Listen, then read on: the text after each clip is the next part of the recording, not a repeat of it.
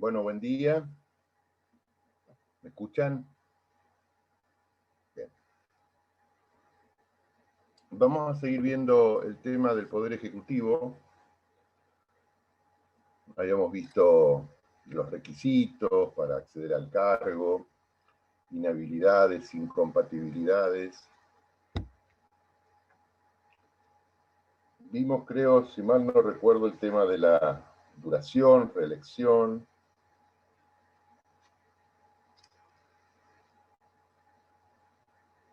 El cese del mandato sobre el periodo de 4 años. Nos queda el juramento, que parece simple, pero es un tema que no es tan simple. El artículo 93 dice que al tomar posesión de su cargo, el presidente y el vicepresidente prestan juramento en manos del presidente del Senado y ante el Congreso reunido en asamblea. O sea que el juramento se lo toma el presidente del Senado y se realiza ante el Congreso reunido en asamblea, lo que comúnmente se conoce como la Asamblea Legislativa. Respetando sus creencias religiosas, de desempeñar con lealtad y patriotismo el cargo de presidente o vicepresidente de la nación y observar y hacer observar fielmente a la Constitución. Antes del 94, antes de la reforma de 1994, había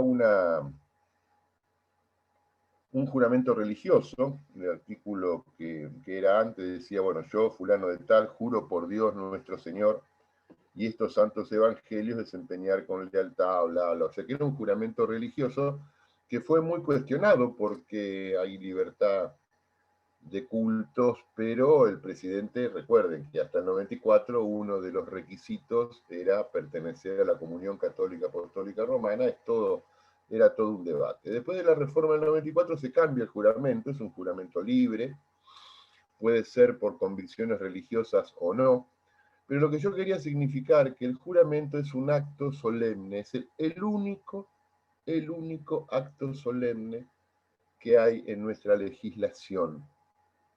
Por lo tanto, que un presidente asuma y no preste juramento no cumpliría con uno de los requisitos formales que establece la Constitución. El juramento es de prestación obligatoria como acto solemne, en manos de una autoridad, la Constitución dice el presidente alterno del Senado, y el juramento se hace frente al Congreso.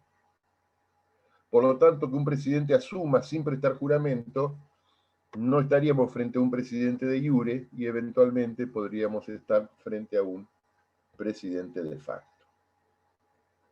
También vimos en la otra clase el tema del sueldo. El presidente y vicepresidente, repito, disfrutan de un sueldo pagado por el Tesoro. Habíamos dicho que no puede ser disminuido ni alterado. Y nos quedan dos cositas. Nos queda la cefalía y nos queda la forma de elección del presidente. Vamos a hablar de la cefalía. Artículo 88 es uno de los temas que a mí más me interesan, porque ocurre en la Argentina, ha ocurrido en al menos 13 o 14 oportunidades, y nadie dice que no podría volver a ocurrir. Yo daba clases en el 2001 y no pensábamos que podría haber habido acefalías y uso de la ley que explicábamos en clase. Y bueno, es un tema que siempre está a la vuelta de la esquina, ¿no? La cefalía es la falta de cabeza. Esa es la conjunción de las palabras. Y hay una regla, la del artículo 88, que es la que ustedes tienen que conocer.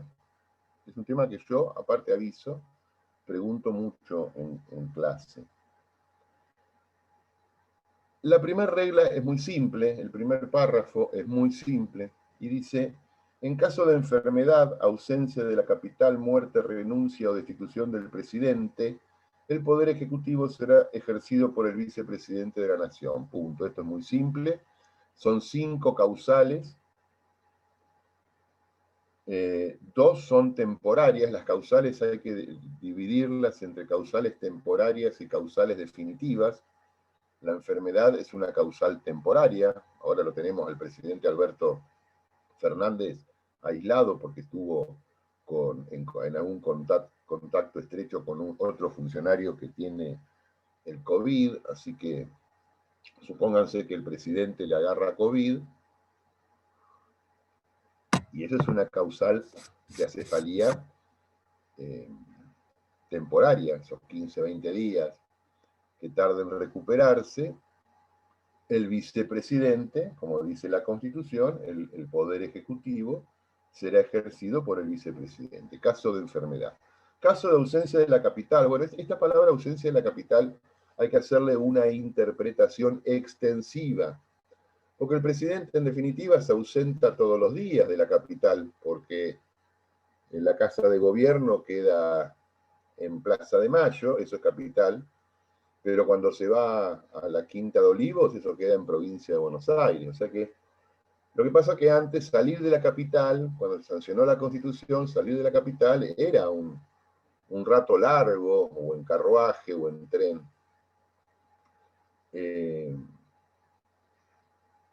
Pero quedó, eso no se tocó nunca, vaya a saber uno por qué esta cuestión gramatical no se ha modificado. Pero hoy la interpretación es ausencia del país. Inclusive el presidente ya no pide más permiso. Como decía la Constitución, para salir de la capital había que pedirle permiso al Congreso. Esta formalidad se cumple todos los años cuando el Congreso autoriza por un año la salida del presidente. La semana pasada se fue a Bolivia. Bueno, ahí es donde un secretario de él se enfermó y aparentemente estuvo con el presidente. O sea que acá ven dos causales en el mismo tiempo. Cuando el presidente se va a Bolivia, al acto de asunción del presidente de la República de Bolivia, queda la vicepresidenta a cargo del Poder Ejecutivo.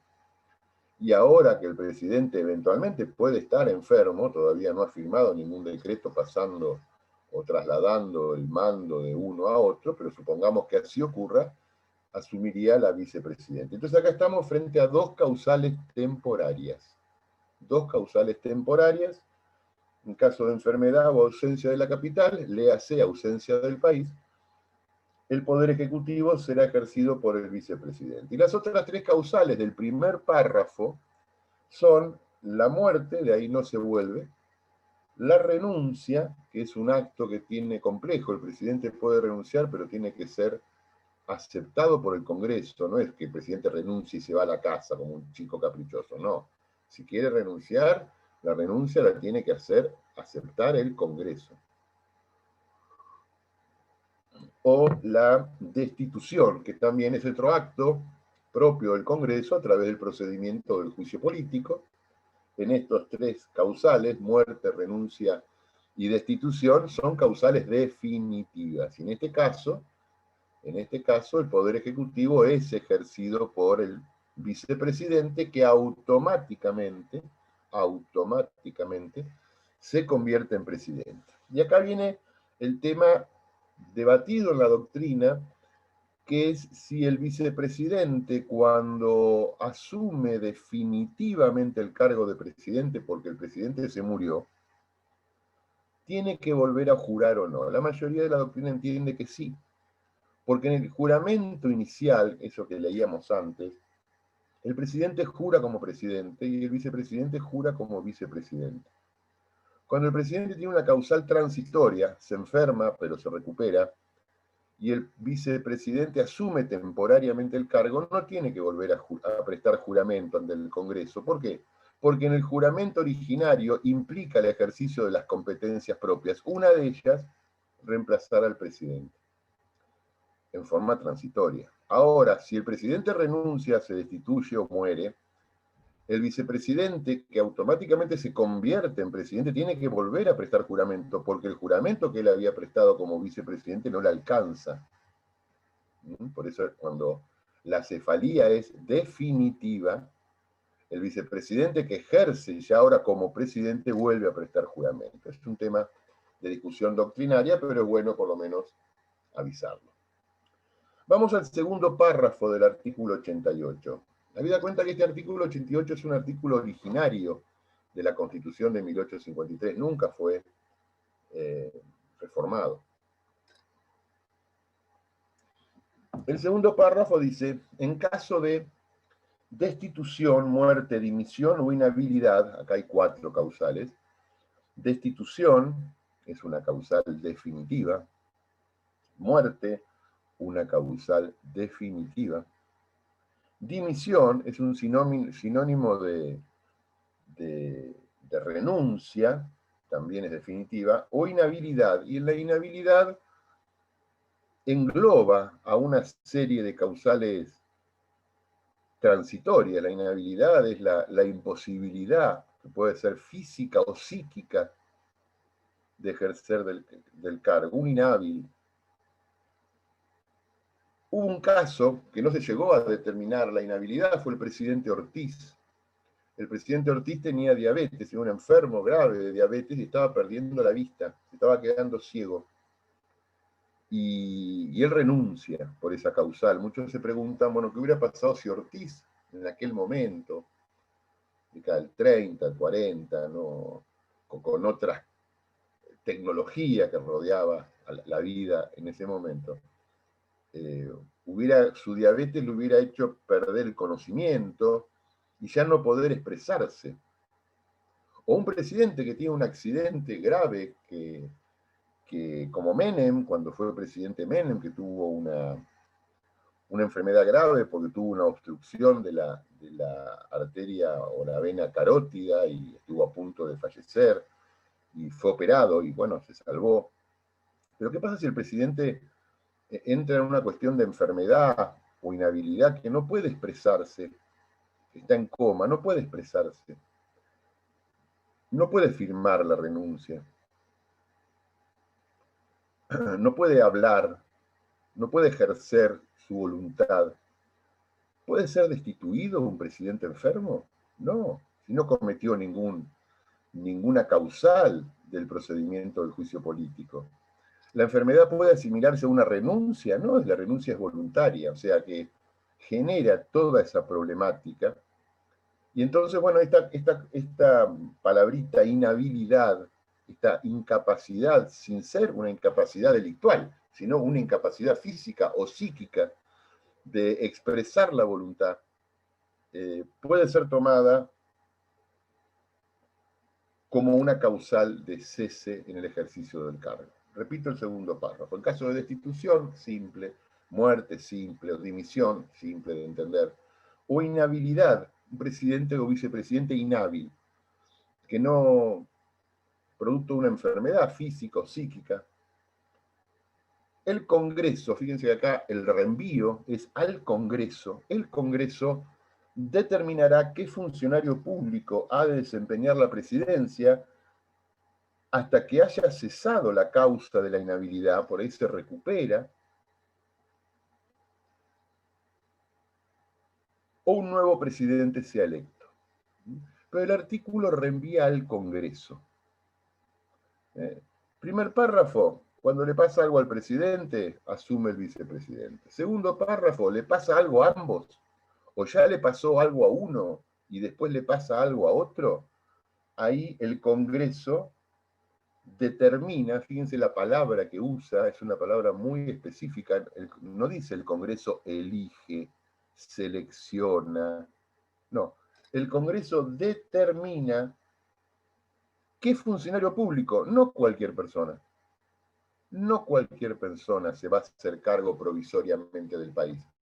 Un funcionario público, un espectro acotado de la población del país. ¿Qué funcionario público ha de ejercer la presidencia hasta que haya cesado la causa de la inhabilidad, cuando es temporaria, o un nuevo presidente sea electo? Esto es lo único que dice la Constitución sobre la cefalía.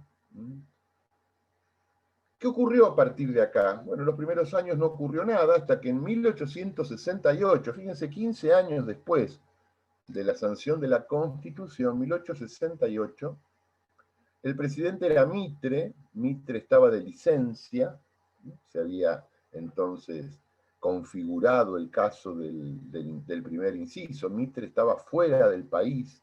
¿Por qué? Porque Mitre era el comandante en jefe de todas las fuerzas de la Triple Alianza, de Argentina, Brasil y Uruguay, que estaban guerreando contra el Paraguay.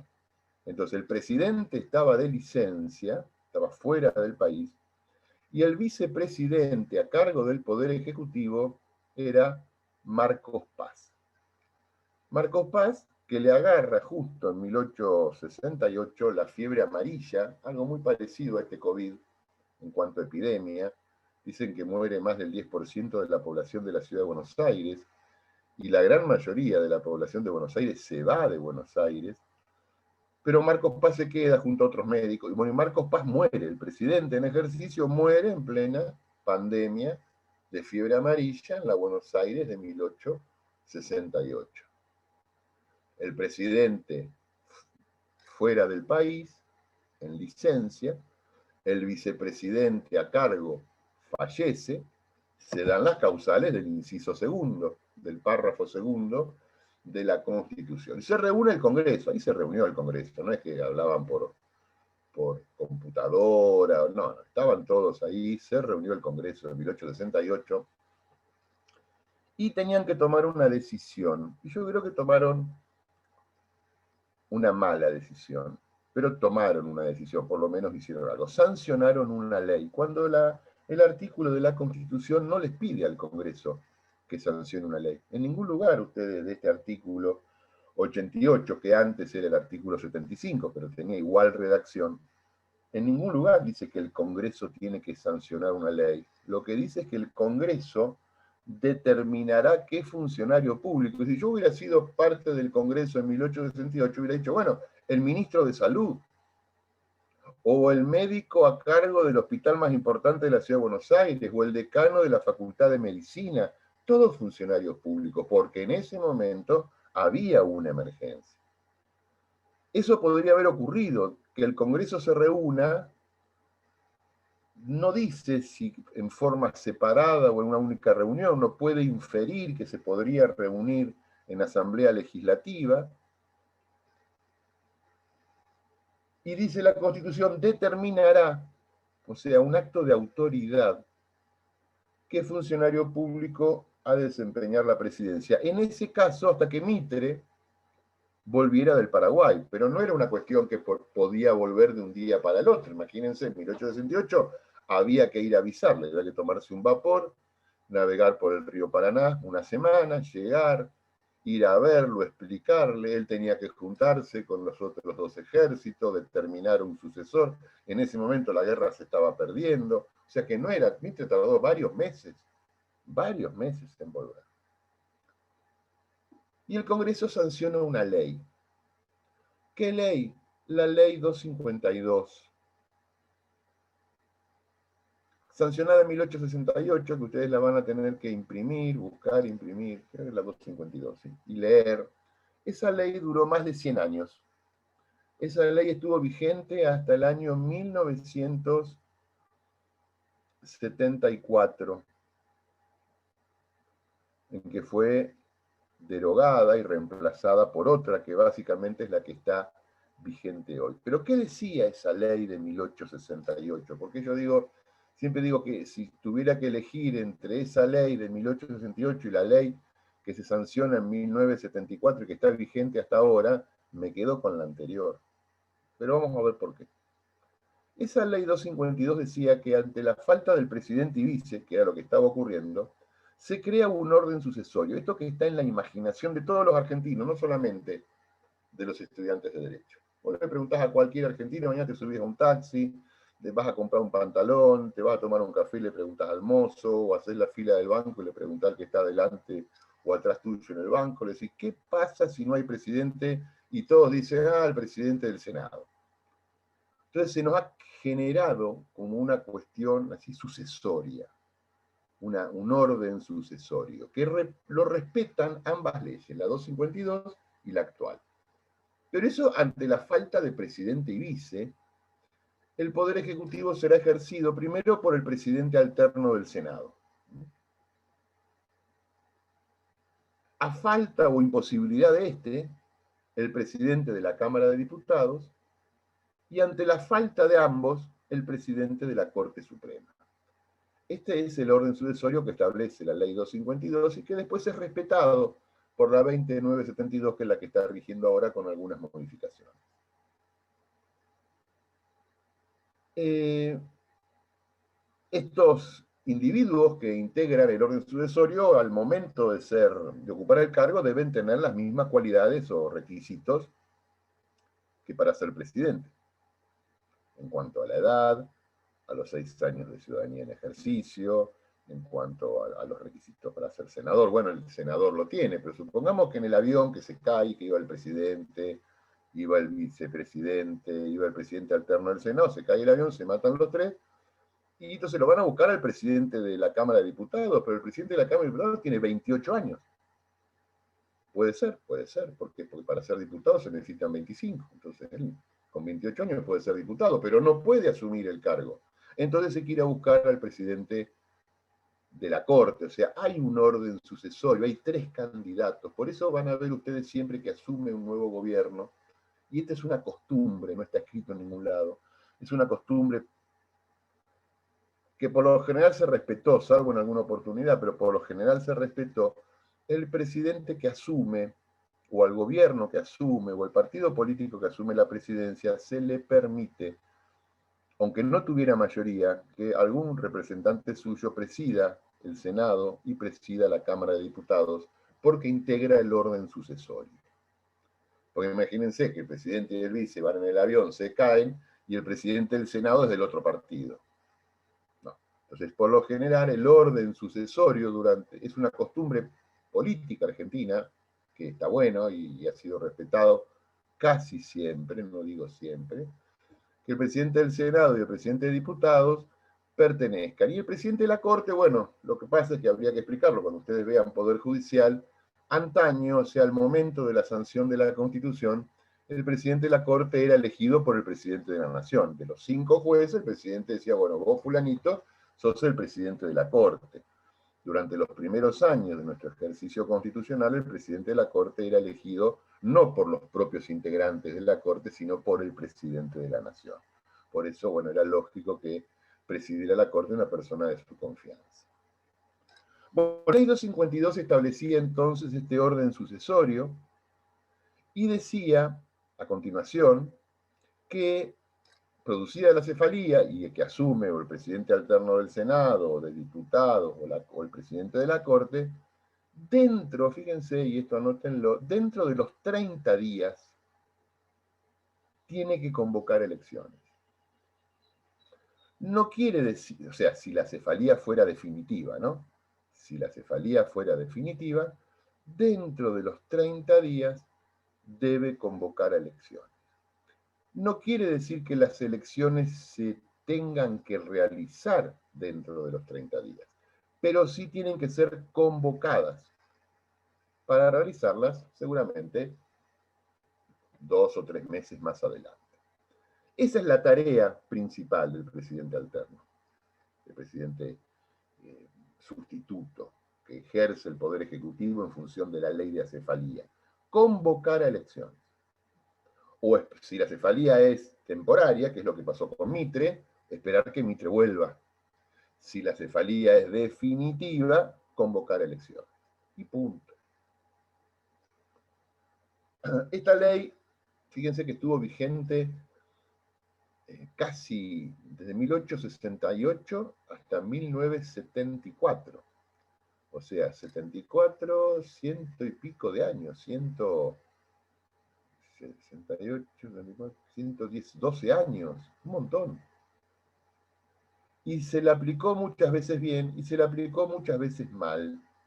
Lástima que no estamos en clase para hacer un cuadrito y poder explicarlo bien, pero esta ley sirvió para todo. Pero al final ya no servía porque esta ley resolvió, esta ley de 1868, yo siempre digo, resolvió el problema político de 1868, que debió haber sido un caos. El presidente Mitre, líder político de aquel momento, de licencia, porque estaba combatiendo en el Paraguay, y las tropas argentinas que iban a Paraguay básicamente eran soldados de la ciudad de Buenos Aires y del norte de la provincia de Buenos Aires, San Nicolás, básicamente. El resto del país le dio como la espalda a esa guerra. Mitre estaba perdiendo prestigio, no solamente estaba perdiendo la guerra. Después viene el tema de la fiebre amarilla, que mueren miles de personas en la ciudad de Buenos Aires, inclusive el presidente. Imagínense hoy, Imagínense hoy si nos pasa esto. Hoy ya tenemos 35.000 muertos. Y nos parece, es un estadio mundialista de la Argentina lleno, lleno, lleno. Es un montón. Imagínense esto en 1868, que incluso muere el presidente a cargo del Poder Ejecutivo. Un desastre político. Un desastre político. Y sancionan una ley para salir de ese problema. La ley de 1868 era para salir de ese problema, pero tal cual ocurrió, estuvo vigente 110 años. No fue preparada para eso. ¿Ustedes se animarían? Hoy tienen un problema, les duele la garganta, van al médico, les da una pastilla, toman la pastilla porque tienen ese problema, después la guardan en la heladera y durante 110 años siguen usando ese medicamento. Aunque les duela la uña del pie, se golpeen la rodilla, se les caiga el pelo, pero ustedes siempre toman el mismo medicamento. ¿Les va a funcionar? Probablemente no. Es lo que pasó con la ley de acefalía. La ley de acefalía 252 se sancionó para el problema político de 1868 y se la usó para un montón de problemas políticos, el de 1890, el de 1905, un intento de revolución, se la usó para el de 1862, el problema con José María Guido, se la usó para un montón de cosas y por lo general no respondía, es como el remedio en la heladera. El remedio sirve cuando te lo da el médico para algo muy puntual. Pero si vos a los 4 años te duele otra cosa y te acordás que tenías un remedio, ¿para qué ir al médico? Le hace, ¿para qué ir al Congreso? Si ya tengo el remedio, y la Argentina tomó el remedio de la ley de acefalía y ocurrieron cosas, bueno, desagradables algunas veces. Llega 1974. ¿Cuál era el escenario de la Argentina de 1974? El presidente era Perón, que había ganado las elecciones de septiembre de 1973, había renunciado Cámpora, gana la fórmula Perón-Perón. Perón vuelve a la Argentina para ser presidente, gana por el 60% de los votos, pero vuelve muy enfermo. Perón sabía que se moría. Todo el mundo aparentemente sabía que el presidente estaba enfermo, pero que tenía que dominar el problema político que había en la Argentina, ya en el gobierno constitucional, que era la floración de la guerrilla montonera. Muchos de ellos en el Congreso de la Nación. ¿Y qué evaluaban los diputados en conflicto?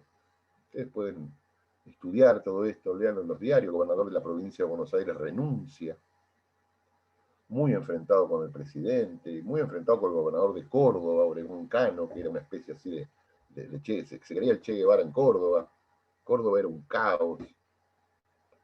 Y todos veían que el presidente Perón estaba muy enfermo y que había largos periodos de tiempo que no iba a la casa de gobierno, y todos presumían que el final del presidente estaba muy cercano. Entonces la discusión política de aquel momento era, ¿qué pasa si muere el presidente Perón? Entonces la Constitución y la ley vigente en ese momento decía, si muere Perón, asume la vicepresidente María Estela Martínez de Perón.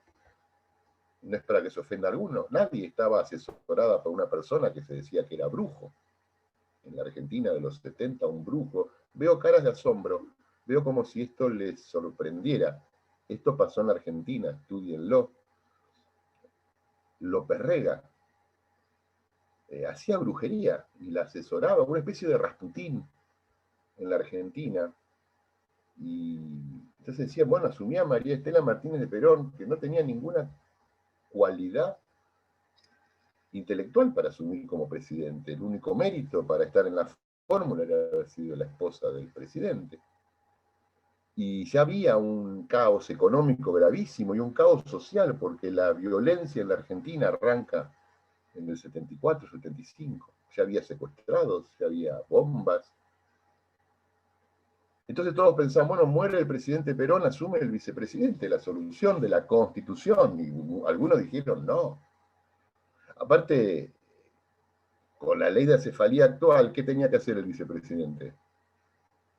Porque todos pensaban, perdón, que ese vicepresidente iba a renunciar, que moría el presidente y la vicepresidente renunciaba, porque no tenía ningún sostén político. Entonces, ¿qué ocurría si faltaban los dos? Porque aparte, El conflicto era qué hacer con la sucesión de Perón. Había que convocar elecciones, que era lo único que no se quería hacer en 1974, 1975 en la Argentina. Lo cierto es que Perón muere, y 74 muere, perdón, la ley se reforma en el 75, Perón muere, la vicepresidenta asume como presidente, viene un gobierno desastroso en Argentina, y ya tenía varios pedidos de juicio político que estaban avanzando en la Cámara de Diputados de la Nación, y todos presumían que la presidenta en ejercicio en cualquier momento renunciaba o podía ser destituida. Ahí se reforma la ley de acefalía, porque la solución de la ley 252, ¿cuál era? La salida electoral. Y se reemplaza por esta que está vigente ahora, la 20972,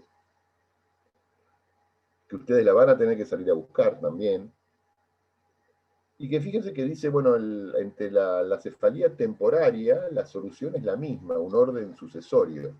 Pero si la cefalía fuera definitiva, ese presidente alterno del Senado que ejerce temporariamente ya no tiene que llamar a elección. No tiene que llamar a elección. ¿Qué tiene que hacer? Tiene que convocar a la Asamblea Legislativa, o sea, la reunión en una sola sala de la totalidad de los diputados y senadores dentro de las 48 horas. Esto es lo que pasó en la Argentina en el 2001, frente a la renuncia del presidente de la Rúa. Se convoca a la Asamblea Legislativa y con las mayorías que establece la ley, se elige un presidente. La ley establece que si no hubiera quórum para sesionar, se vuelve a reunir dentro de las próximas 48 horas y con mayoría simple sesiona. Y el presidente que va a ser electo tiene que ser entre algún diputado, senador o gobernador de provincia. Fíjense que este es el texto de la ley 20972, que en nada se parece a lo que dice el artículo 88 de la Constitución. Porque el artículo 88 de la Constitución nos remite en cada caso de acefalía al Congreso para que el Congreso determine qué funcionario público ocupa el cargo. El Congreso reniega de hacer esta tarea y sanciona una ley que es un marco general, y cada situación de acefalía va a la ley en vez de ir al Congreso, pensando que la ley puede solucionar todo. Fíjense que cada conflicto político es distinto. Nosotros pensamos que una ley nos puede dar la solución en el marco de discusión sobre cualquier conflicto que ocurra. Los conflictos pueden ser políticos, sociales, económicos. Doctor, ¿puede decir el número de la ley? 20.972, si mal no recuerdo. Los conflictos pueden ser de todo tipo.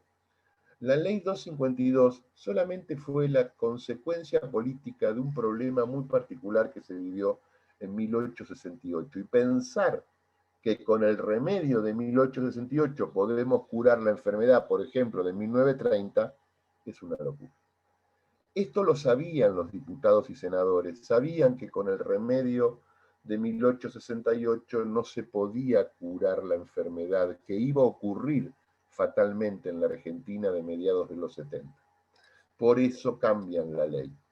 Y yo creo que la ley 252 era mejor que esta que está ahora, porque la salida era electoral. Y lo que no se quería en la Argentina de los 70 es que el conflicto político de los 70 se resuelva de modo electoral.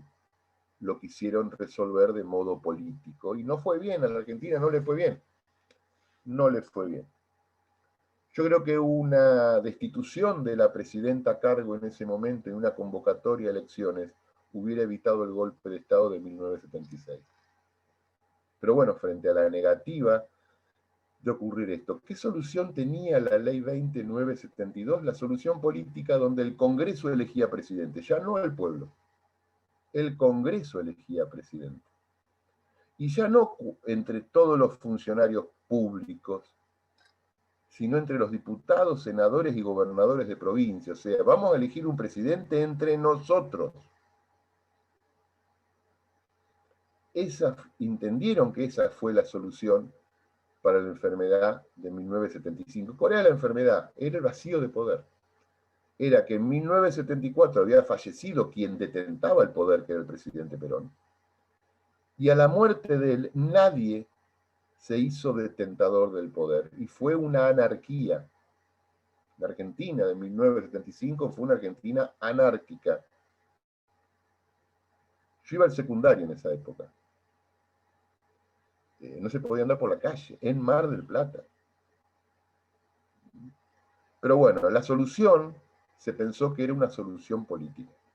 Cuando la solución también era política, pero que pasaba por otro lado, pasaba por convocar elecciones. No hubo elecciones. Yo creo que las elecciones, repito, hubieran evitado una tristeza después tremenda de lo que pasó en el país. Pero esta ley, que se sanciona en 1975 para el problema político de 1975, después sigue vigente y sigue vigente hoy. Ya tiene 45 años, ya es grande, ya sale sola. 45 años, ya es vieja esta ley. Y pensar, cuando vinieron los problemas de la Argentina del 2001, que el remedio de 1975 iba a solucionar la enfermedad del 2001. ¿Y qué pasó? Igual que lo otro, no funcionó. 5 presidentes en un día tuvimos. 5 presidentes en un día. Es una cosa terrible porque la ley tiene que ser la consecuencia de la decisión política de un momento particular y no sacarla de la biblioteca y ver si con esta ley solucionamos este problema político que era otro, evidentemente. Fíjense que tampoco hubo salida electoral, termina siendo, después de idas y venidas, un senador que era Duhalde, que era senador por la provincia, senador de la provincia de Buenos Aires en el Senado, presidente por la ley 20972, y Duhalde no tenía ninguna voluntad de convocar elecciones. 2001, 2002, 2 años y pico fue presidente, y en ningún momento se lo salvo cuando tuvo este problema terrible que le arma la policía bonaerense en el puente Avellaneda, que mata a Cortés y Santillán, que eran 2 pibes que no tenían nada que ver con nada, pero se usaron como una cuestión política, y Duhalde se ve traicionado por la policía bonaerense y dice, bueno, ya no tengo más respaldo, y convoca elecciones, que son las elecciones del 2003. Pero si no, Duhalde, cuando ustedes lean la ley 20972, que la van a leer hoy para mañana discutirla conmigo, van a ver que en ningún momento dice cuánto dura el mandato del presidente que elige el Congreso. Lo hacen tomar juramento, y cuando alguien toma juramento, lo hacen, fíjense que al final de esta ley, no la tengo acá, la verdad que tendría que haberla, pero al final de esta ley hay un artículo que dice que el presidente electo por el Congreso presta juramento de la Constitución. Y cuando uno presta juramento para todas las competencias y para todas las alternativas del cargo, entre ellas el término de duración del mandato. Jura como presidente, este presidente de la ley 20972. Y los presidentes duraban en ese momento 4 años. Duhalde convoca elecciones, y son las elecciones del 2003, que generan todo un problema, y ya nos estamos metiendo en el término, algo que vimos en otra clase, que ya estamos arrancando con el procedimiento de elección del presidente. Genera todo un problema porque en el 2003 en la Argentina todos pensaban que iba a ganar Menem en las elecciones. Todos pensaban que iba a ganar Menem. Pero ¿cuál era el problema? Menem había terminado el cargo el 10 de diciembre de 1999. Por lo tanto, él hasta el 11 de diciembre del año 2003 no podía asumir como presidente. Y las elecciones que se convocaron en la Argentina establecían que el presidente asumía el 25 de mayo, creo, del 2003. O sea que si ganaba Menem, 25 de mayo, ¿sí? Si ganaba Menem las elecciones de abril o marzo del 2003, no podía asumir durante los próximos 7, 8 meses y tenía que esperar hasta diciembre del 2003. Entonces, ¿qué hacen cuando modifican la ley de acefalía? Una cosa que solamente pasa, yo qué sé, en la República del Congo, en Birmania y en Argentina.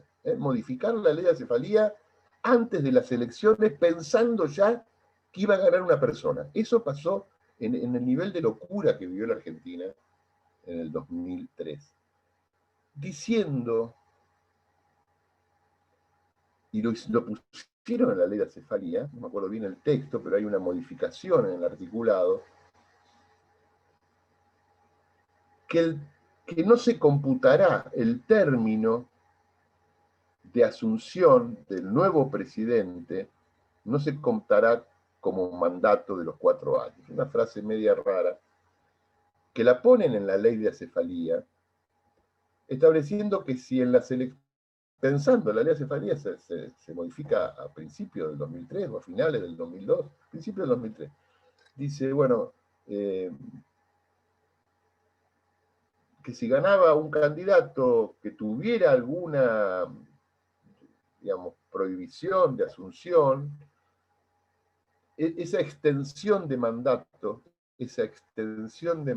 no se computará a los efectos del artículo tal de la Constitución. ¿Qué es lo que le pasó a Kirchner? Cuando yo pregunto, y lo hemos visto en clase y lo vamos a seguir viendo, ¿cuánto dura el primer mandato del presidente Kirchner? Dura más de 4 años. Cuando la Constitución dice que el presidente dura 4, Kirchner estuvo 4 años y 8 meses. ¿Pero por qué estuvo 4 años y 8 meses? Porque asume el 25 de mayo del 2003. Entonces, el mandato era del 10 de diciembre del 2003 al 10 de diciembre del 2007. Enero, febrero, marzo, abril, mayo, junio, julio, agosto, septiembre, octubre, noviembre. 6 meses y pico. Tuvimos un presidente de 4 años y 7 meses, sin reforma de la Constitución. ¿Pero cómo se justificó? Porque nadie sabía que iba a ganar Kirchner, ni Kirchner sabía que iba a ganar. Todos pensaban que esto le iba a pasar a Menem. Entonces prepararon la ley para que Menem, si hubiera ganado, hubiera asumido el 25 de mayo, porque aparte Duhalde convoca elecciones y pone el plazo de asunción, sabiendo que Menem iba a tener este problema.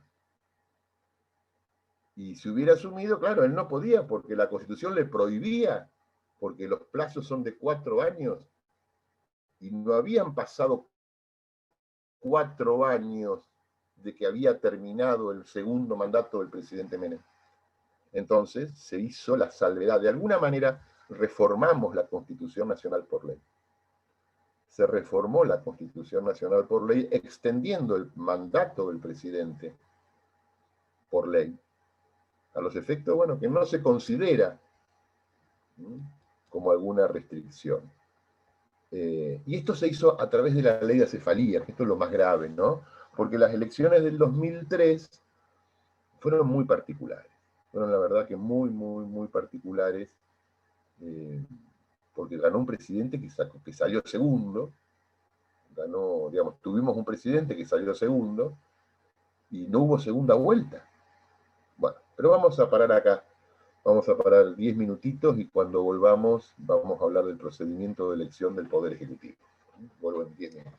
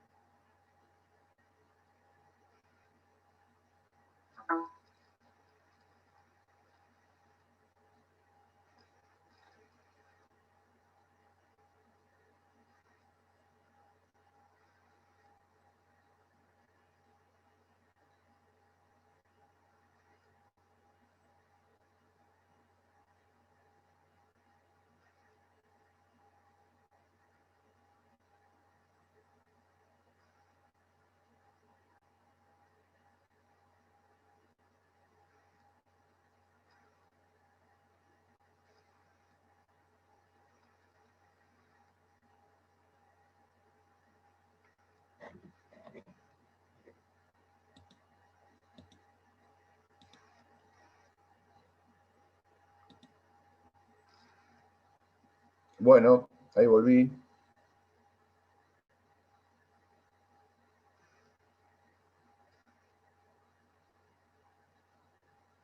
Bueno, entonces anoten para mañana, busquen la ley 252, la ley 20972 y la reforma de esta última, que es la que está vigente ahora, que es la 20972 con pequeñas reformas, y que es la ley 25.716, que fue sancionada en noviembre del 2002 y promulgada el 7 de enero del 2003, o sea, antes de las elecciones, las que ya prevé, algunos hicieron ejercicio de anticipación y les salió mal lo que iba a ocurrir. Así que mañana vamos a charlar sobre estas tres leyes, pero desde ya les pido que la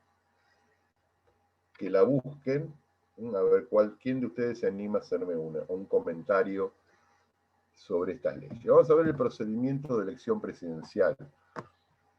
En términos generales, hay dos maneras, en Argentina hubo dos sistemas distintos, la elección indirecta y la elección directa. La elección indirecta es esta que vimos muy parecida ahora por televisión, ¿no? La de Estados Unidos, donde al presidente no se lo elige en un mismo día, todos los argentinos o todos los americanos van a votar por un candidato o por otro, sino que en Estados Unidos hay 50 elecciones simultáneas al mismo día, una en cada estado, o 51, hay una elección en el Distrito Federal, y hay resultados electorales. Y el sistema que vimos ahora por televisión hace una semana de elección del presidente de los Estados Unidos era similar, muy similar, al que rigió en la Argentina entre 1853 y la sanción de la ley Sáenz Peña, digamos, 1916, y que después siguió hasta 1983 con interrupciones, en donde el candidato que ganaba un estado provincial, sumaba toda la representación para el colegio electoral. A partir de la aparición de la ley Sáenz Peña en la Argentina, en los resultados electorales se acomodaron por mayorías y minorías, lo que lo hizo un poco más competitivo. Fíjense que en esta elección de Estados Unidos, si ustedes le prestaban atención, que entiendo que sí, de los 50 estados, solamente 2 estados tenían representación proporcional en el colegio de electores. Creo que eran Nebraska y Maine. Pero el resto de los estados, el que ganaba, y fíjense que en la mayoría los resultados fueron muy parejos, se llevaba la totalidad de los electores. Eso generó que en Estados Unidos, en muchas elecciones, el que sacó más votos por ahí de la suma total de todo el país, a veces no era electo presidente. Eso le pasó en la anterior elección a Hillary Clinton, que sacó como 2 millones de votos más que Trump, pero Trump sacó más electores. Y en esta elección que pasó la semana pasada, muchos pensaron que iba a ocurrir algo parecido. Bueno, no ocurrió, pero el sistema sigue funcionando. Y fíjense que con todos los problemas que ha generado este proceso electoral, ya está resuelto, ¿no? ¿Por qué? Porque Biden ganó los estados más, no solamente los más poblados, los demás electores. El que gana California se lleva 55 electores y hay que llegar a 270, que es la mayoría absoluta. Y fíjense que yo creo que en el resultado final Trump ganó más estados, pero estados menos poblados, porque ganar Alaska significa 3 electores, o ganar Oklahoma o los estados del Midwest significa pocos electores, pero ganar los estados costeros significan muchos electores, y ese es el tema. Elección indirecta, la gente no vota un candidato, vota candidatos de colegios, de propuestas estaduales que van a integrar el colegio electoral, que en Estados Unidos se va a reunir a principios del año que viene, y ahí se va a hacer el escrutinio, pero ya se sabe qué es lo que van a votar estos electores. Pero bueno, a diferencia de Estados Unidos, donde no hay un código electoral nacional, en la Argentina hoy tenemos un código electoral nacional, cosa que en los orígenes tampoco había, y cada estado determinaba de qué manera se elegían los electores. En algunos se elegían, digamos, en esas boletas, en otros los elegía el gobernador, en otros los elegía la legislatura estadual, como hoy está ocurriendo también en Estados Unidos. Hoy el americano que vota en un estado, por ahí sabe quiénes van a ser sus electores, pero puede ser que no, y que los elija el propio gobernador o la propia legislatura estadual. Pero son sistemas indirectos, entonces entre el elector y el candidato hay algo en el medio, que son los electores o los compromisarios. En la Constitución de Estados Unidos el nombre que adquieren es el de compromisarios, porque asumen un compromiso frente al cuerpo electoral de que en el colegio electoral van a votar a otra persona. Compromiso que es tácito, que no hay un contrato que los vincule, y que eventualmente hasta podrían cambiar de opinión. Entonces, este sistema indirecto, primer problema para la elección presidencial, sistemas indirectos contra sistemas directos, donde entre el elector, entre el cuerpo electoral, el ciudadano que vota y el candidato no hay nada en el medio, o sea, solamente el hecho de ir a votar, y yo voy y voto por Pedro, candidato a presidente. No hay nada en el medio, es mi relación vincular, política, de confianza, ideológica, partidaria, lo que ustedes le quieran decir, que tengo entre yo ciudadano y el candidato. Sistemas directos. Los sistemas indirectos, donde entre el ciudadano y el candidato hay algo en el medio, un cuerpo electoral que se elige y que ese cuerpo electoral va a elegir en nombre de el ciudadano al presidente, y los sistemas directos donde entre el ciudadano y el candidato no hay ninguna interferencia. La Argentina tuvo de los dos. En la historia argentina existieron de los dos. Hoy el sistema de elección es directo entre nosotros y el candidato, no hay nada en el medio, una urna nada más y la voluntad de ir a votarlo. Pero no siempre fue así. La Argentina históricamente entre 1853 en adelante tuvo un sistema indirecto que, con modificaciones en la organización de los colegios electorales por las sanciones de leyes nacionales, rigió por la Constitución formal hasta 1994, donde se reforma el sistema. Pero ya antes había tenido dos experiencias directas. La Constitución de 1949, que rigió entre 1949 y 1956, establecía el sistema de elección directo, que se usó para una elección presidencial, que fue la elección presidencial de 1952. Después, bueno, viene un proceso de golpe de Estado, esa constitución es dejada sin efecto, vuelve en su vigencia la constitución originaria de 1853, hasta que en 1972 esta reforma tan cuestionada, que se llamó el Estatuto Fundamental del 72, que rigió desde lo formal hasta el 31 de diciembre de 1980, pero desde lo práctico hasta marzo del 76, que fue el golpe de Estado. Pero entre el 72 y el 76 hubo dos gobiernos constitucionales en el medio. El de Cámpora, Solano Lima, que duró 45 días, y el de Perón Perón, que terminó en marzo del 76. Y ambos presidentes, Cámpora y Perón, fueron elegidos en forma directa de acuerdo al procedimiento que establecía el Estatuto del 72, que todo el mundo dice que fue inconstitucional, pero ninguno de estos dos gobiernos lo dejó sin efecto. Y se gobernó la Argentina entre el 73 y el 76 por esta constitución, que a todas luces fue mal reformada, que tuvo ilegitimidad de origen, pero que yo digo tuvo legitimidad en el ejercicio, porque el segundo gobierno de Perón Perón no la dejó sin efecto. Fue elegido por esta constitución y gobernó por esta constitución. Pero bueno, más allá de eso, que es una discusión más del tratamiento específico de lo que nosotros denominamos poder constituyente, pero a los efectos de la elección presidencial, ese estatuto estableció la elección directa.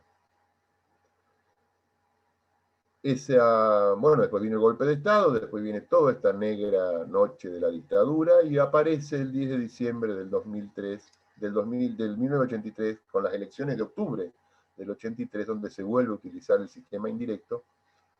El sistema indirecto en este último proceso democrático en la Argentina se utiliza dos veces para las elecciones que lo dan triunfador Alfonsín y el primer gobierno de Menem, que fue electo en forma indirecta. Y después viene la reforma del 94 y el cambio de sistema por un sistema directo que ya por tercera vez aparece, ya había aparecido en el 49, había aparecido en el 72, aparece en la reforma del 94 y que nos da los últimos presidentes. ¿Cuáles fueron los presidentes electos del 94 para acá? Bueno, Menem, de la Rúa,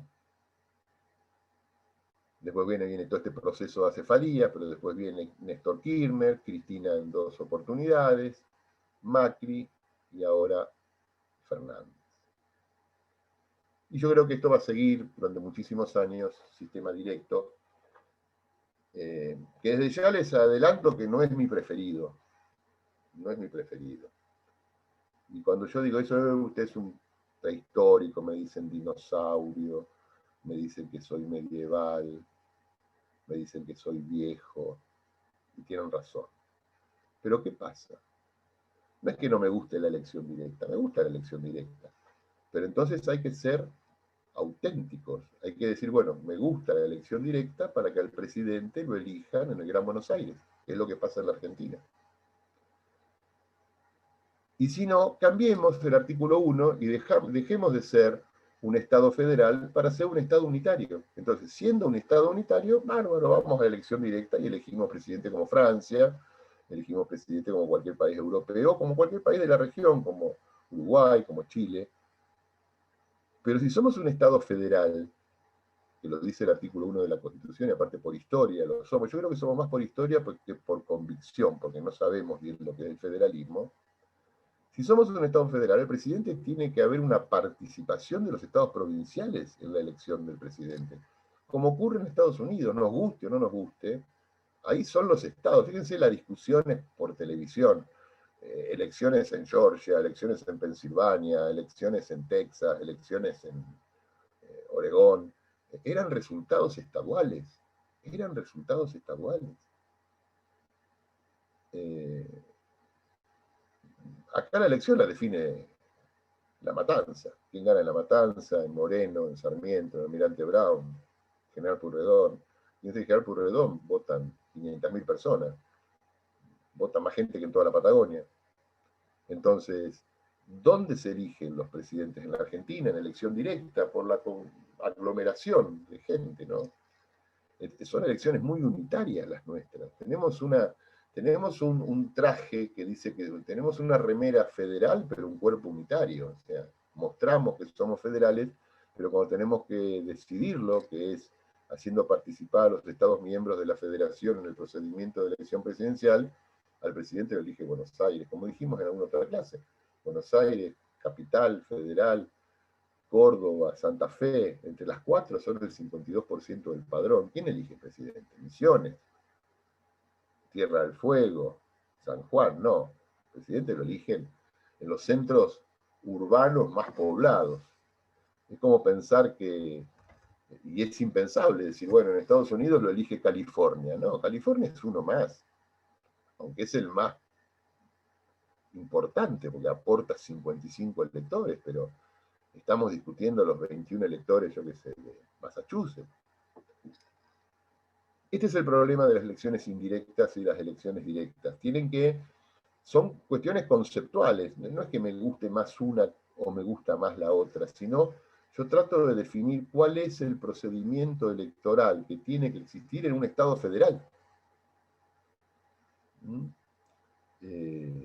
No, el problema que tenemos nosotros lo tiene también Brasil, donde el presidente en Brasil lo elige el Estado de Sao Paulo. No importa lo que vota el Amazonas, lo que vota el norte, lo que se vota en Fortaleza. En Brasil importa lo que se vota en San Pablo. Fíjense que el estado de San Pablo tiene más población que toda la Argentina. 50 millones de habitantes en el estado de San Pablo. Entonces ahí se define, el que gana San Pablo es presidente por lo general en Brasil. Entonces, volvamos a nuestro país. Tenemos un sistema, entonces tenemos dos modelos, indirecto y directo. Ya vimos la evolución histórica, cómo se fueron acomodando, y cómo funcionaba el sistema indirecto en la Argentina. Bueno, cuando había elecciones, cada estado, cada provincia elegía electores. ¿Cuántos? Estaba en la Constitución. La Constitución decía que cada provincia iba a elegir el duplo de la cantidad de diputados y senadores que manda el Congreso. Entonces ya se sabía. En esto es mucho más precisa que la Constitución de Estados Unidos.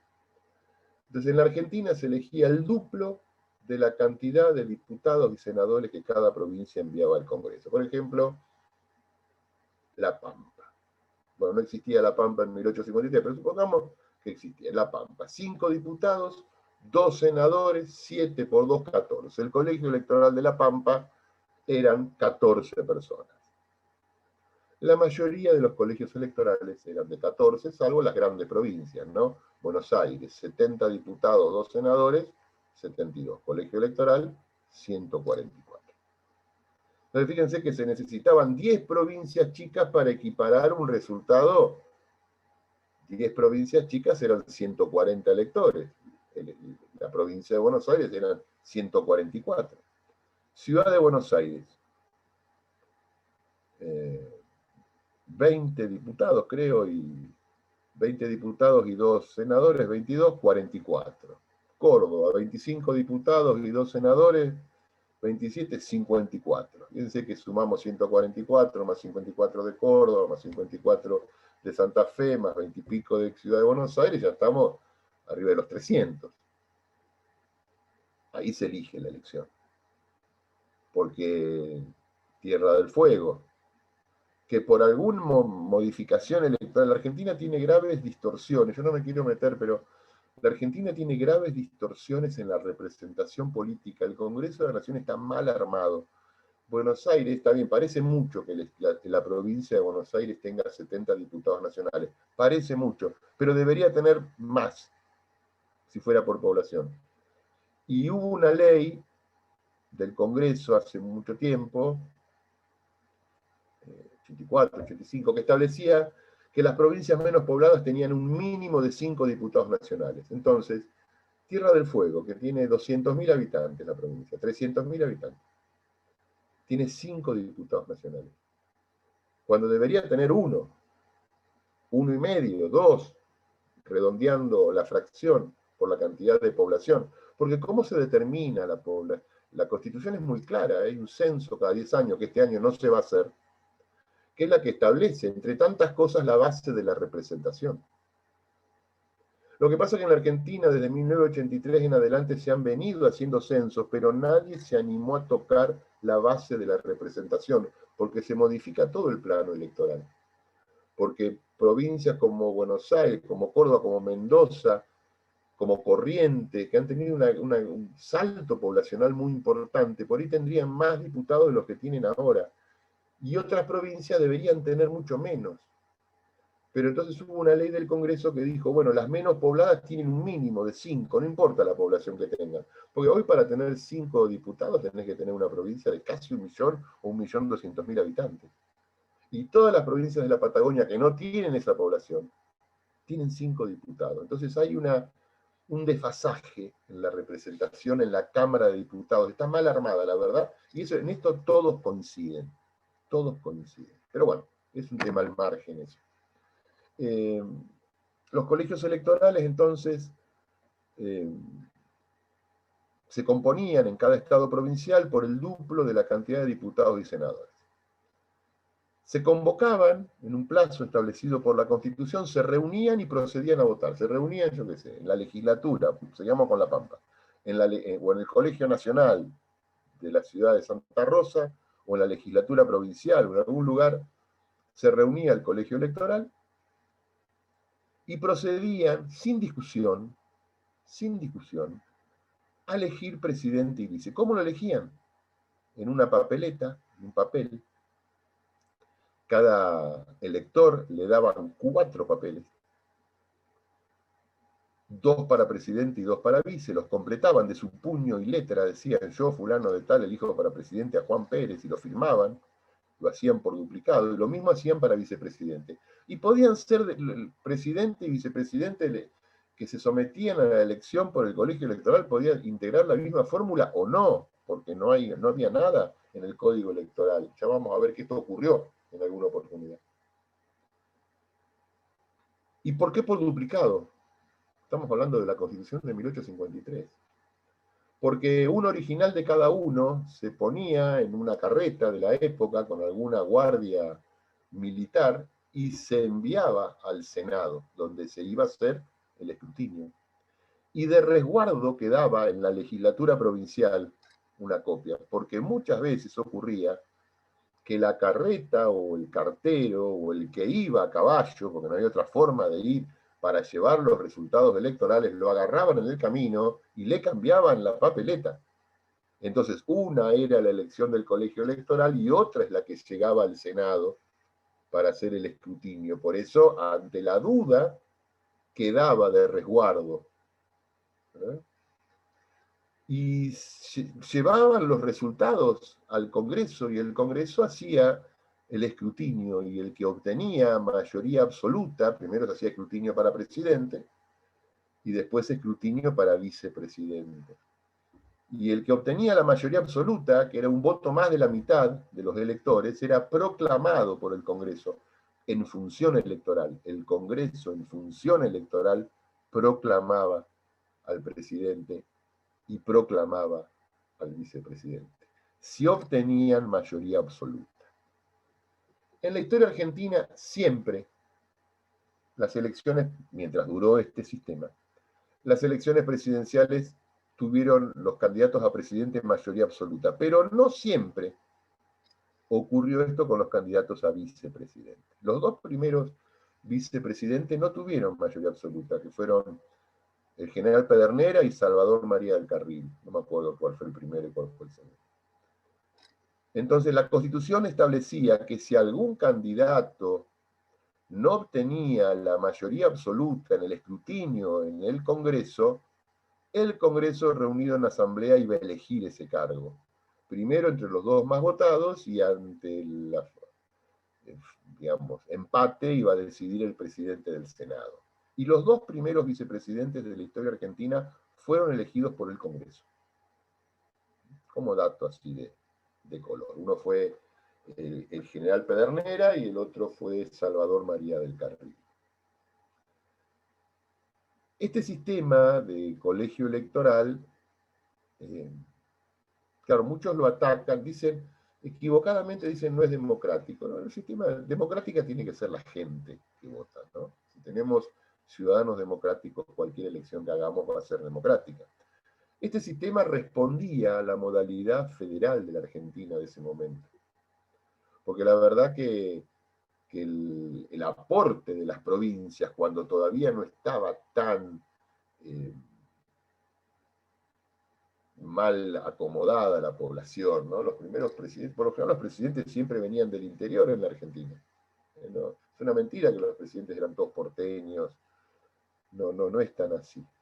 Pero es un sistema que privilegia la participación de los estados provinciales, porque hay tantas elecciones como estados provinciales, como lo que vimos en la elección de Estados Unidos, que si bien nuestro sistema no era tan similar, digamos, coincidía con la cuestión indirecta, coincidía con muchas cosas, pero yo creo que el nuestro es mucho mejor que el de Estados Unidos, era mucho mejor que el de Estados Unidos, porque establecía cuando aparece la ley Sáenz Peña, también los colegios electorales se integran en forma proporcional. Supongamos que estos de La Pampa, que habíamos dicho 14, en La Pampa gana el partido A siempre y se lleva 7, y el partido B salió segundo y se llevó 4, y el partido C salió tercero y se llevó 3. Pero en la provincia de al lado, yo qué sé, en Neuquén, el partido A salió tercero y se llevó 2, y el partido C, que había salido tercero en La Pampa, gana y se lleva 8, y después hay que sumar todas las provincias.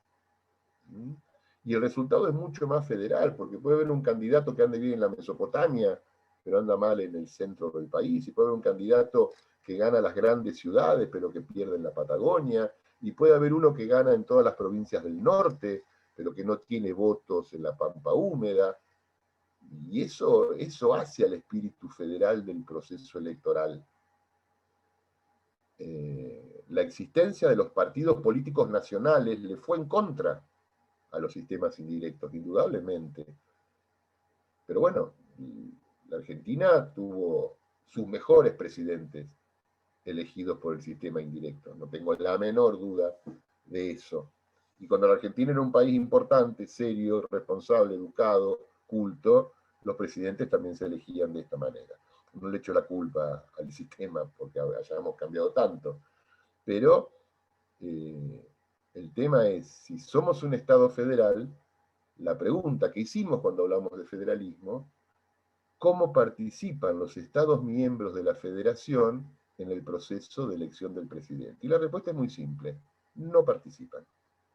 Ahora, con el sistema indirecto, la respuesta también es muy simple, sí participan, porque son elecciones provinciales, hoy son elecciones nacionales. A mí no me importa cuando voy a votar en estas últimas elecciones cómo anduvo mi candidato en Tierra del Fuego, si no mueve el amperímetro. A mí me importa cómo estuvo mi candidato en el Gran Buenos Aires, en Córdoba, en Santa Fe, en Rosario, en Mar del Plata, pero cómo salió mi candidato yo qué sé, en Oberá Misiones, votan 15.000 personas en Oberá Misiones.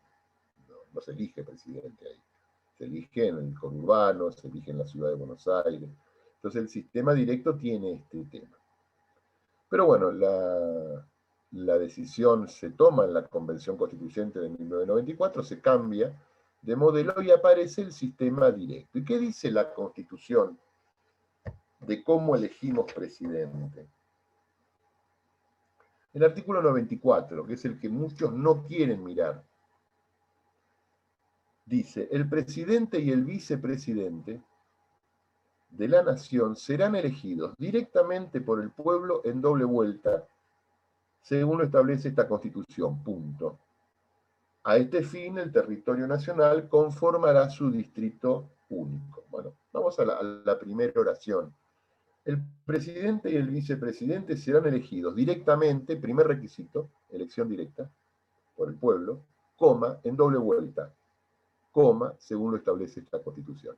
Entonces, cuando me preguntan a mí cómo se elige el presidente en la Argentina, yo digo, hay dos modalidades que tienen que darse, directamente y por doble vuelta. Pero no lo digo yo, lo dice el artículo 94 de la Constitución. Vamos a leerlo de vuelta por si alguno no lo entendió.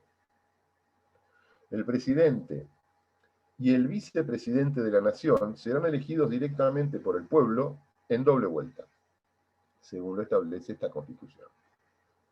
A este fin el territorio, conforma un distrito único. O sea que los dos requisitos para ser electo presidente es elección directa y a doble vuelta. Pero vemos que la doble vuelta en Argentina no es una cosa habitual.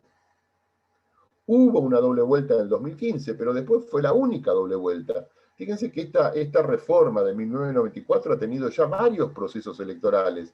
Las elecciones del 95, donde no hubo doble vuelta, las del 99, donde no hubo doble vuelta, las del 2003, donde debió haber y no hubo doble vuelta, las del 2007, donde no hubo, la del 2011, donde no hubo, la del 2015, que sí hubo doble vuelta, y las del 2019, que no hubo doble vuelta.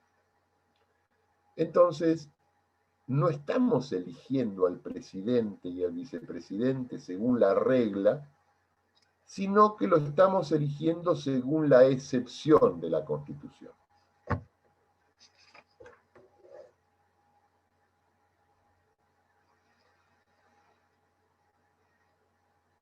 Y acá aparecen los artículos 97 y 98.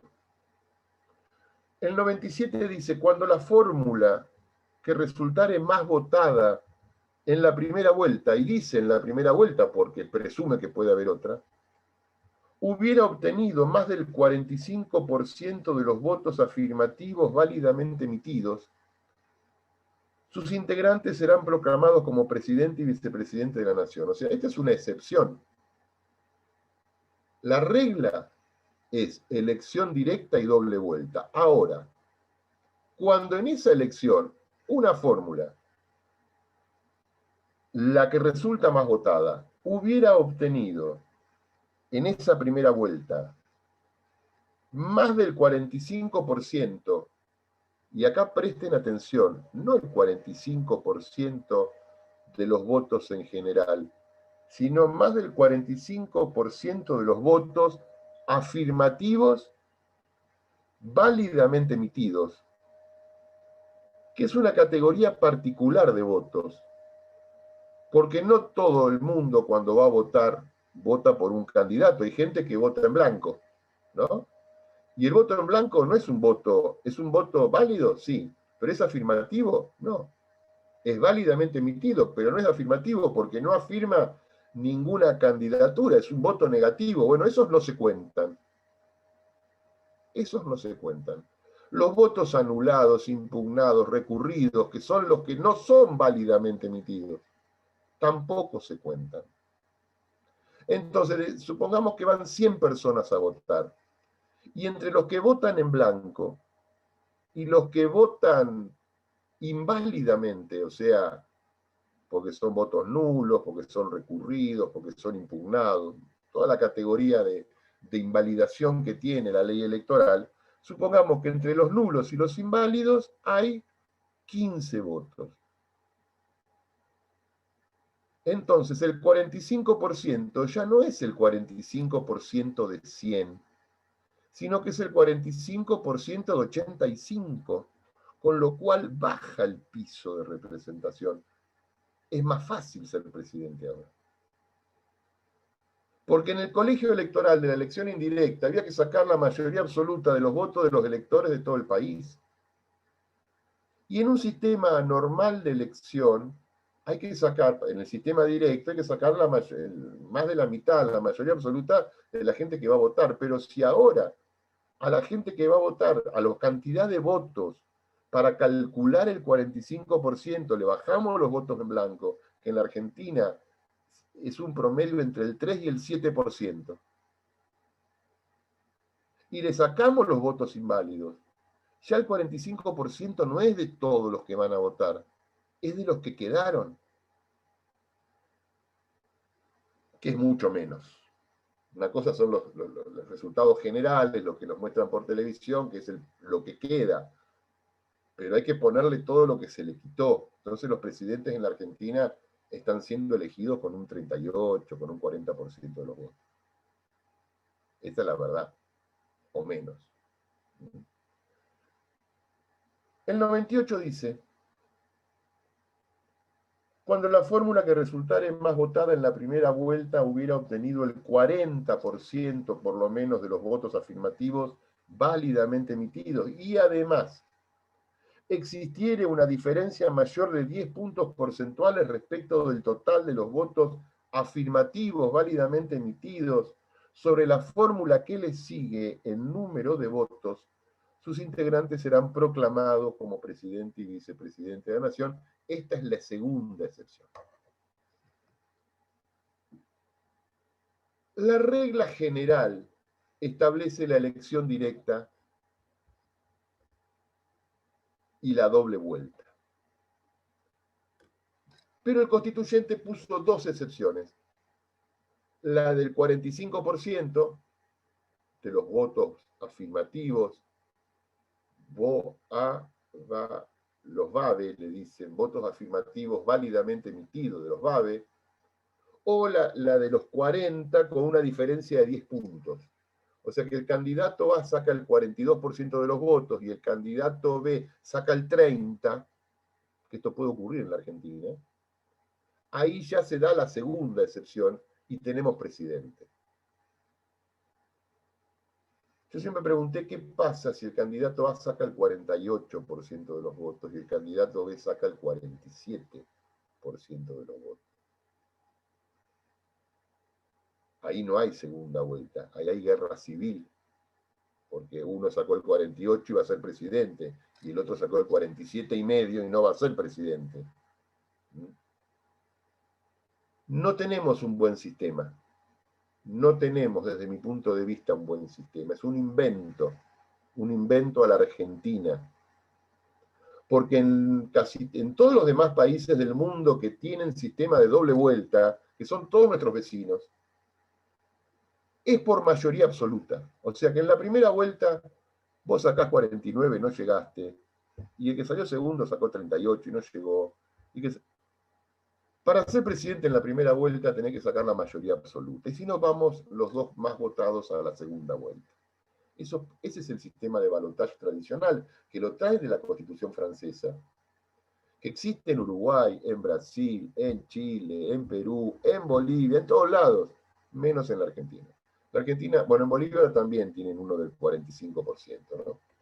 Pero en los países Chile, Uruguay, que son nuestros vecinos, o Brasil, en la primera vuelta, si querés ser presidente en la primera vuelta, sacá la mayoría absoluta. Y si no, vamos a la segunda vuelta con los dos candidatos más votados. ¿Por qué le pusimos lo del 45%? ¿Por qué lo del 40 con 10 puntos porcentuales? Habrá que preguntarle a los constituyentes de 1994, yo creo que fue parte de las negociaciones del Pacto de Olivos, bajarle el precio de la elección presidencial, apostar al bipartidismo que existía en esa época, que hoy ya no existe, hoy existe un bimovimentismo, porque ya los partidos políticos tradicionales no son lo que eran hace 25 años, pero existen dos tendencias o dos alianzas o dos conjuntos de partidos pero que no es un bipartidismo tradicional en la Argentina. Yo creo que la Constitución estaba pensada para otro sistema y le bajaron el precio a la elección con esto del 45%, que parece mucho, pero que no es la mitad de nada, es la mitad de 90. Nos complica el término lo lógico de nuestro pensamiento, se desmorona cuando se establece esto. No estamos acostumbrados a pensar en fracciones. Dicen que, bueno, que este sistema ha funcionado. Yo creo que no. Yo creo que en la Argentina el presidente se elige como se dice en la Constitución, en forma directa y a doble vuelta. Fíjense que solamente uno fue elegido a doble vuelta. Y los demás, bueno, hubo casos de más del 50%, perfecto, y fueron muy representativos, pero tuvimos presidentes del 22%, como Néstor Kirchner, o presidentes del 48%, como Alberto Fernández, después tuvimos presidentes del 52, del 54. Yo creo que el mejor sistema es el del Estatuto del 72. ¿Cómo era el Estatuto del 72? Era directo, era doble vuelta, pero por mayoría absoluta. Por mayoría absoluta. Había que sacar más de la mitad de los votos para ser proclamado presidente, más allá de los resultados que ocurrieron en esas elecciones de 1973. Había que sacar la mayoría absoluta. Entonces ahí no hay dudas, porque acá introduzco otro concepto de la teoría general, que son los procesos electorales mayoritarios y los minoritarios. Yo creo que el mejor sistema es el que propende a tener un presidente electo mediante un procedimiento mayoritario, donde no cabe duda, y el que menos duda va a tener es él, de que más de la mitad de los que participaron en el proceso lo votaron. Hemos tenido presidentes muy débiles en los sistemas minoritarios. Yo prefiero un presidente fuerte en un proceso electoral, que tenga que ganar sacando más del 50% de los votos. Se va a sentir mejor él, va a tomar mejores decisiones, va a estar más seguro. Pero no tenemos presidentes débiles, electos con menos de la mitad de los votos. Y a veces con votos que no son de él.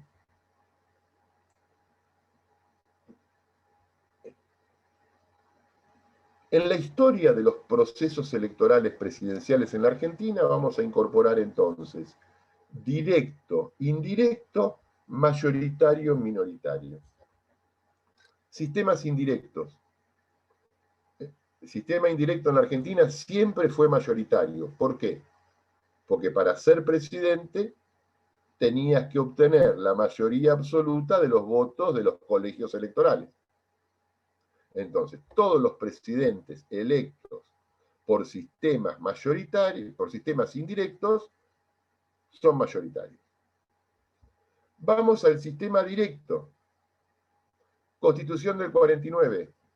¿Qué decía la Constitución del 49? Más allá de los resultados de la única elección presidencial por esa Constitución, que fue la elección de 1952. La Constitución del 49 fue una Constitución que establecía una elección directa y un sistema minoritario. ¿Por qué?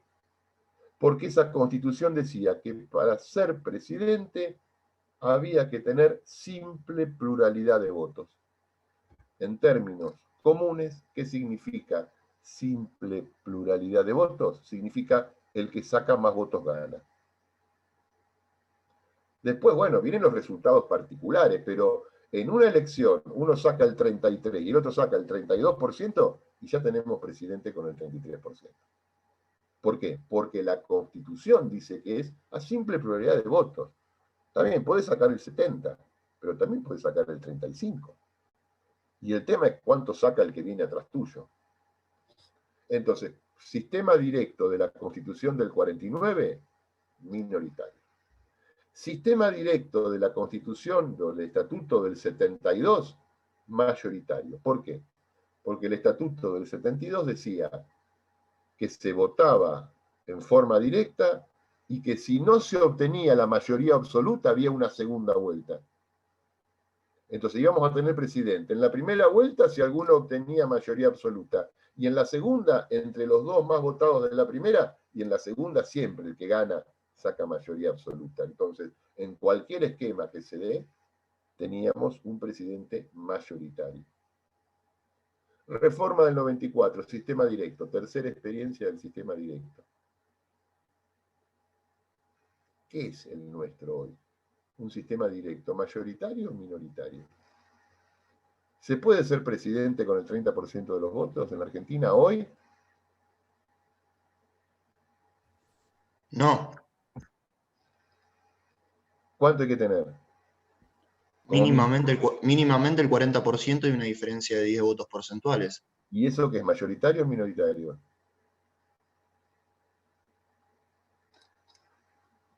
Un presidente del 40%, ¿qué es, mayoritario o minoritario? Minoritario.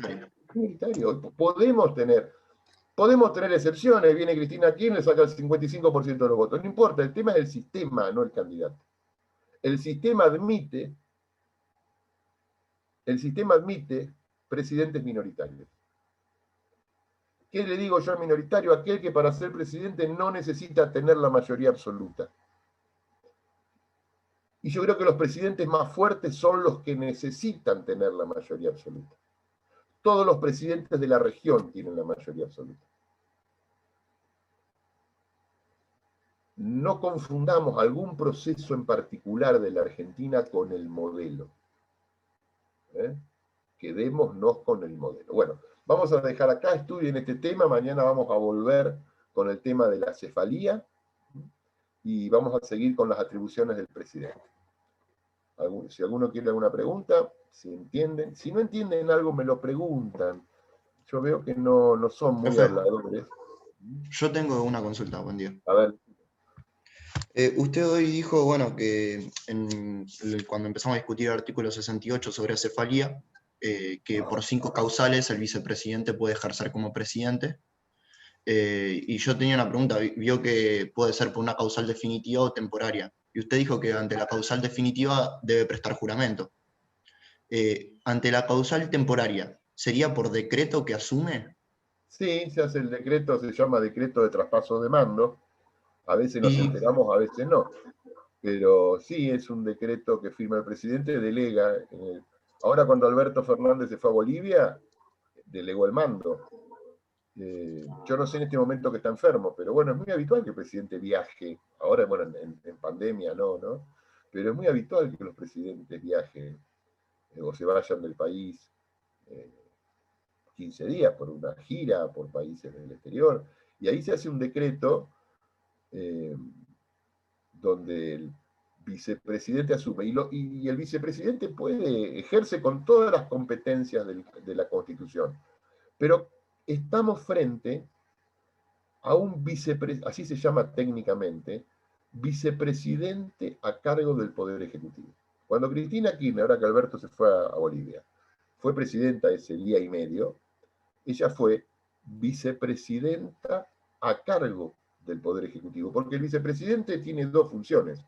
Presidir el Senado es una, y reemplazar al presidente en forma temporaria es otra, o en forma definitiva. Pero cuando lo reemplaza en forma temporaria, sigue siendo vicepresidente, porque está ejerciendo una de sus dos competencias. Entonces, cuando el vicepresidente reemplaza al presidente por enfermedad o por viaje, es vicepresidente a cargo del Poder Ejecutivo y no tiene que prestar juramento, porque le alcanza el que prestó cuando asumió, porque está ejerciendo una de sus dos competencias. Ahora, cuando el vicepresidente reemplaza definitivamente porque el presidente renuncia, ahí presta juramento, porque él no prestó juramento para presidente. Y ahí sí va a ser presidente de la nación, no va a ser vicepresidente a cargo, porque ya no, asumió en forma definitiva. Va a ser presidente de la nación, o presidenta de la nación, como sea. Entonces, estas son las cuestiones técnicas. Y ahora que el presidente puede estar enfermo, supongamos que hoy nos enteramos que Alberto tiene el COVID, y bueno, tendrá que delegar el cargo. Delega el cargo y por 15, 20 o 30 días la vicepresidenta a cargo del Poder Ejecutivo y ejerce todas las competencias que le da la Constitución sin limitación de ningún tipo. ¿Respondí a la pregunta? Sí, gracias. O sea que si el Poder Legislativo estuviese en receso en enero y el Poder Ejecutivo no está y le delega el mando, o sea, el órgano extrapoder, el vicepresidente ejerce el cargo, ¿podría realizar una intervención federal tranquilamente Cristina Kirchner? Todo, por supuesto. Con todas las facultades, por supuesto, podría, por supuesto. Muchas gracias. Las competencias de la Constitución están para ser ejercidas, cualquiera que sea el que le toque. El tema es si el procedimiento por el cual uno llega al acceso al cargo es un procedimiento constitucional. Y en este caso sería, y si llega en enero y quiere intervenir una provincia, lo puede hacer. Después tiene que convocar, como dice la Constitución. El decreto de intervención es uno, pero a continuación viene el decreto convocando sesiones extraordinarias para que el Congreso se reúna en extraordinaria y convalide o no ese decreto de intervención. Bueno, nos vemos mañana. Hasta luego.